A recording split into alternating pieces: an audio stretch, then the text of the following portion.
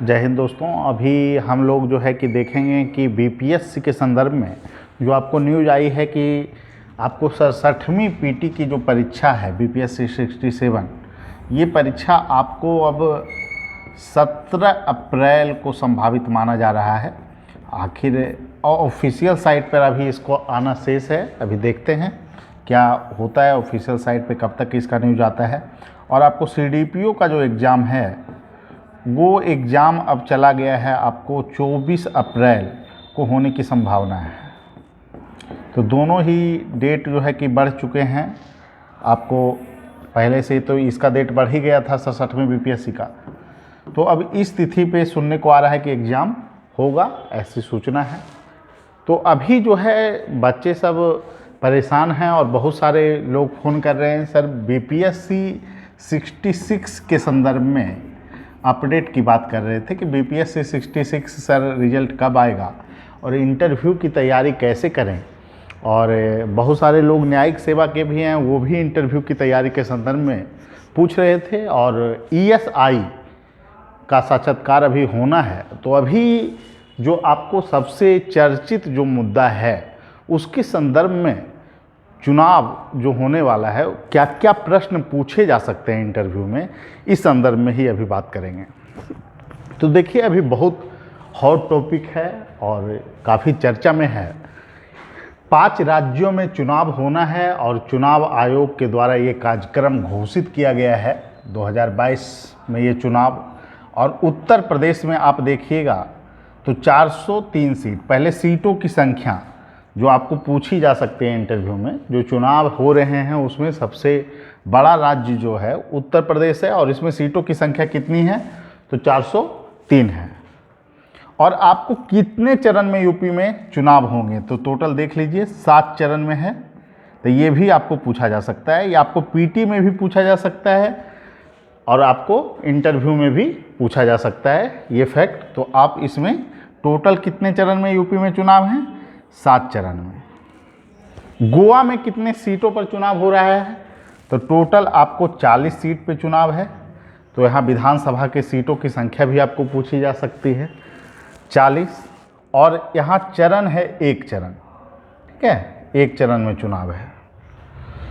अब यहाँ देखें आपको मणिपुर, देखिए राज्य में उत्तर प्रदेश में चुनाव है आपको, फिर उसके बाद गोवा में चुनाव है, फिर आपको मणिपुर में चुनाव है होना है, पंजाब में चुनाव है और उत्तराखंड में चुनाव है। टोटल 5 राज्यों में चुनाव है। अब हम लोग बात कर रहे हैं मणिपुर, तो मणिपुर में टोटल सीटों की संख्या कितनी हो गई, 60 है।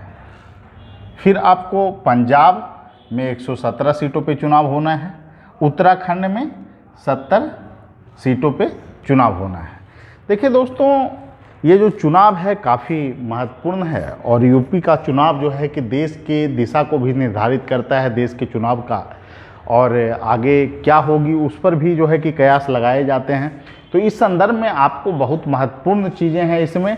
तो फैक्ट के आधार पर पीटी के लिए जो चीज़ें उपयोगी हो सकती है वो है आपको कि विभिन्न राज्यों में जो 5 राज्यों में चुनाव होना है, उन 5 राज्यों में विधानसभा की कितनी सीटें हैं ये आपको पूछा जा सकता है। मिलान करने के लिए पूछा जा सकता है आपको कि पिछले जो चुनाव हुए हैं उसमें विभिन्न राज्यों में कितनी सीटें हैं।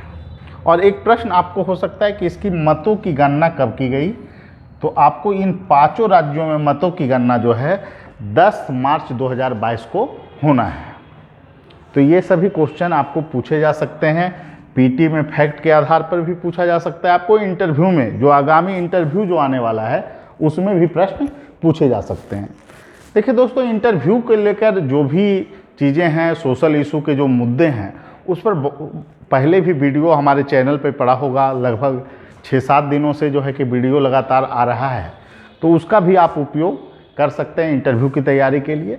और बाकी कुछ पीटी के फैक्ट भी उसमें आ रहे हैं, इसलिए पूरा वीडियो आप लोग, क्योंकि देखिए तैयारी में संपूर्णता होती है, ये नहीं कि पीटी अलग पढ़ना है, मेंस अलग पढ़ना है, इंटरव्यू अलग पढ़ना है। तो आप लोग सभी लोग जितने भी पीसीएस की तैयारी करते हैं वो सभी वीडियो आप लोग लगातार देखते रहें, क्योंकि उसमें आपको मेंस में भी पकड़ बनेगा उससे और आपको इंटरव्यू में भी लाभ मिलेगा। अब हम बात करने जा रहे हैं कि इससे और संबंधित क्या क्या क्वेश्चन पूछा जा सकता है।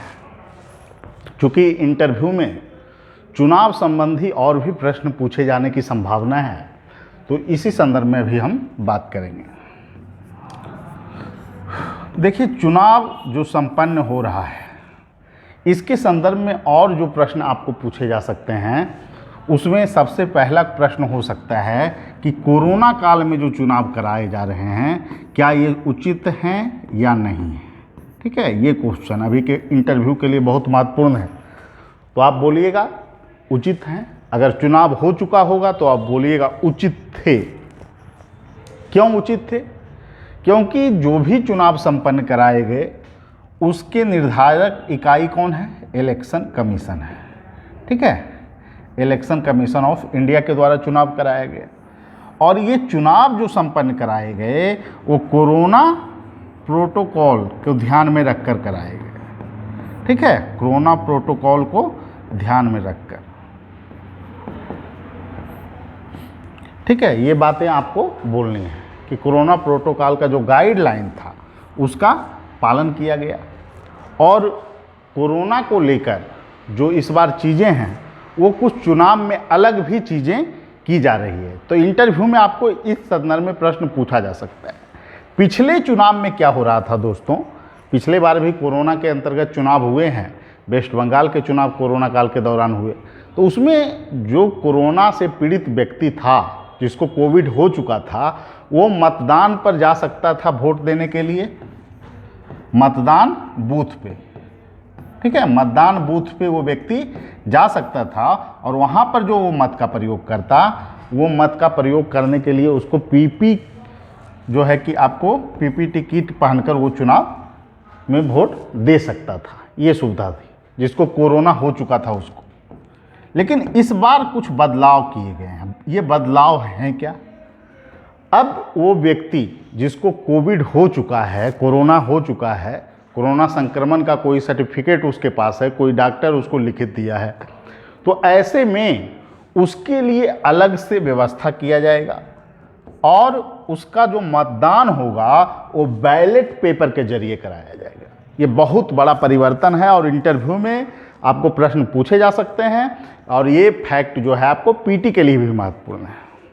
ठीक है, तो आपको जो जो क्वेश्चन पूछे जाएं इंटरव्यू में बहुत ज़रूरी होता है। अब देखिए, वहाँ क्वेश्चन जो प्रश्न पूछा जाता है वो आपको कभी कभी घुमा कर बोर्ड सवाल करती है कि देखिए, जैसे पिछले बार बीपीएससी में पूछा जा रहा था, हम लोग भी तैयारी करवाए थे सभी लोगों को। उसमें प्रश्न क्या थे बोर्ड के द्वारा कि कोरोना काल के दौरान बहुत सारे लोगों की जानें गई, जिसमें बताया गया कि लगभग जो है कि यहाँ इतने लोग मरे, यहाँ इतने लोग मरे। ये प्रश्न पूछने के दौरान तो आपको नहीं लगता कि चुनाव जो कराए गए वो उचित नहीं थे?